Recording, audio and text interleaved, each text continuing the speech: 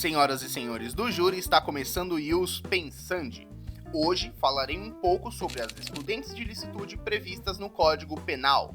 Antes de falar das excludentes, vocês precisam ter uma noção do que é um crime. Em poucas palavras, crime é um fato típico, ilícito e culpável. Fato típico é aquele descrito na lei como crime, por exemplo, subtrair para si ou para outrem coisa alheia, móvel. Ilícito quando um fato típico não está cobertado por uma das excludentes de licitude, que é o tema principal desse vídeo. E culpável, o que significa que o agente é possível a imputação dele como criminoso. A menoridade penal afasta a culpabilidade, por exemplo. Muito bem, vamos para então as excludentes de licitude. A mais famosa você com certeza já ouviu falar, que é a legítima defesa. A legítima defesa está prevista nos artigos 23, inciso 2º e 25 do Código Penal. Ela ocorre quando, em defesa de uma agressão injusta, atual ou na iminência de ocorrer, o agente repele a agressão se usando dos meios necessários e com moderação para defender o direito próprio ou alheio. Quando falamos que a agressão é injusta, significa que ela não poderia ser justa, como um policial ao prender alguém. Ela deve ser atual ou na iminência de ocorrer, o que significa que não existe legítima defesa numa situação antiga, senão seria um exercício arbitrário das próprias razões. Nada de olho por olho ou dente por dente. É claro que a legítima defesa só existe quando se faz um uso da moderação, pois se pune o excesso.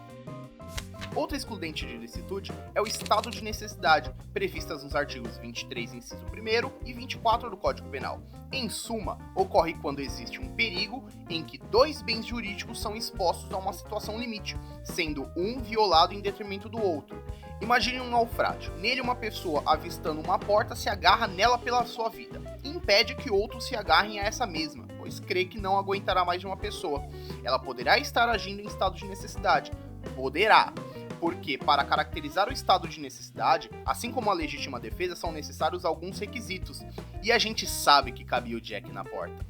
O perigo deve ser atual ou iminente e inevitável. O bem tem que ter um valor maior ou igual ao bem sacrificado, o agente não pode ter provocado voluntariamente o perigo, e, por fim, não pode existir um dever legal de enfrentar o perigo, como é o caso dos bombeiros, dos salva-vidas e dos policiais. Existe também o exercício regular de direito, previsto no artigo 23, inciso 3º do Código Penal.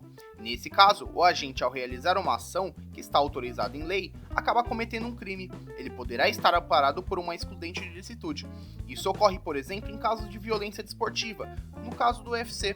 Ocorrem lesões corporais, mas por estar dentro da lei, o agente agirá em exercício regular de direito. Por fim, temos o estrito cumprimento do dever legal, também previsto no artigo 23, inciso 3º do Código Penal. Ele tem uma relação com os agentes públicos, que, ao agirem em nome e em conformidade com a lei, acabam ferindo um direito. Por exemplo, o soldado que mata o inimigo num campo de batalha.